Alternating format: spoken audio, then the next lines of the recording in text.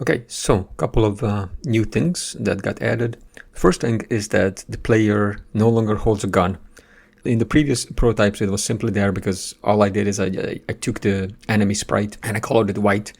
But obviously in this game, there is no gun, which is actually a funny thing that the Commodore 64 version title screen features a man with a gun, even though there is no gun in the game.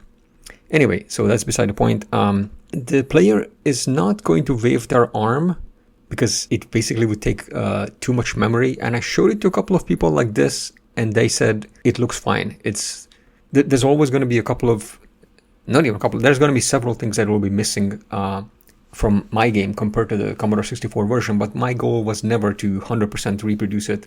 I just wanted to make a cool, playable, fun side-scrolling stabber. So we can stab. And there's a little animation for it. That's the first thing. Second thing is I've changed the color of the sky to a different shade of blue. Well, in fact, this is Kitschy. He's the one who kind of pushed for it and gave me the color codes and everything. What I had to do for it is I added the new raster interrupt to change the background color. So there is a minor, I guess I wouldn't call it bug, but like a visual issue maybe. And this only happens to the player. If they jump from the second floor, the black color in the sprite will turn that blue. But both Kitschy and I thought that this is acceptable. It's fine. And then the third thing is that the enemy sprites can now shoot. The bullet had to be implemented as a separate sprite. It's only 2 characters, so it's very, very small, very specialized code.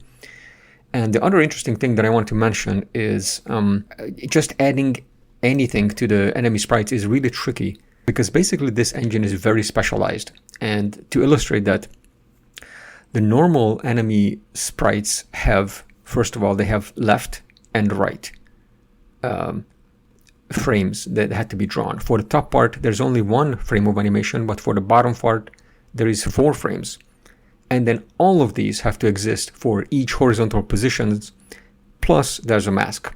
Now, in contrast, when they shoot, there is really only a single frame for both top and bottom, because I made the engine check which horizontal position the enemy is, and only when they are exactly at the character boundary can they shoot, which is perfectly fine. This works just fine. They don't have to shoot all the time. And this way, I don't have to store all those different variations of the same sprite. So this is what the prototype looks like at the moment. In order to make this a real game, it's high time that I work on sprite collisions.